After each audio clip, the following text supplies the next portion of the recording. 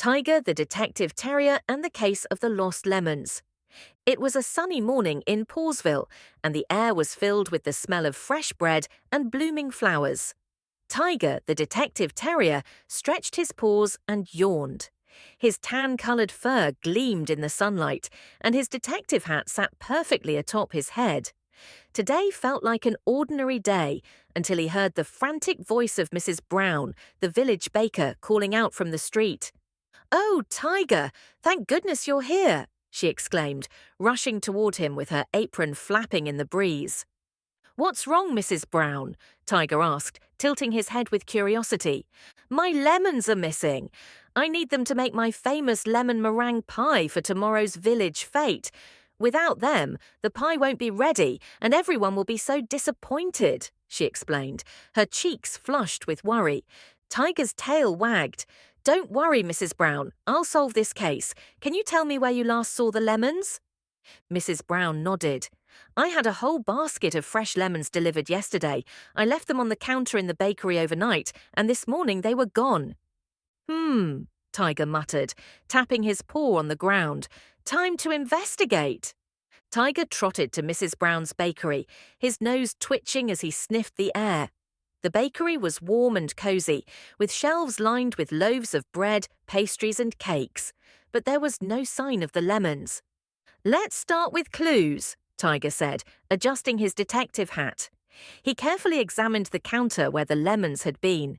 His sharp eyes noticed a trail of tiny, sticky paw prints leading toward the open window. "Interesting," Tiger murmured. He climbed up to the window and peeked outside.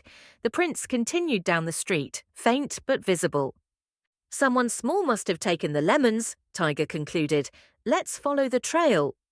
Tiger followed the trail through the cobblestone streets of Paulsville until it led him to a tall oak tree. Perched on a branch was Squeaky the squirrel, munching on an acorn. "Good morning, Squeaky," Tiger called up. "Have you seen anyone carrying a basket of lemons?" Squeaky's eyes widened. "Lemons? Oh no, I don't eat those, but I did see Pip the raccoon scurrying by last night with something yellow." He went toward the pond.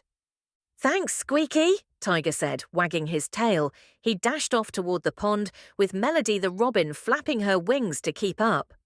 When Tiger arrived at the pond, he found Pip the raccoon as usual, rummaging through a pile of reeds. "Hello, Pip," Tiger greeted. "I'm looking for Mrs. Brown's lemons. Did you take them?"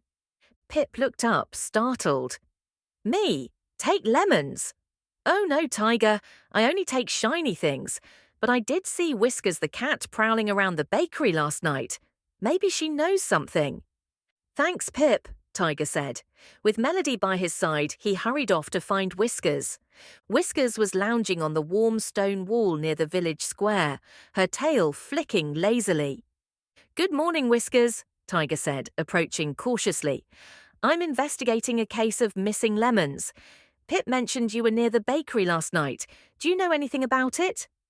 Whiskers stretched and yawned. "Lemons? Ugh, too sour for my taste. But I did see Benny the magpie flying away with something yellow in his beak. He flew toward the meadow." "Thanks, Whiskers," Tiger said. He sprinted toward the meadow, his detective instincts tingling. In the meadow, Tiger spotted Benny the magpie perched on a fence post, preening his feathers. "Benny," Tiger barked, "do you have Mrs. Brown's lemons?"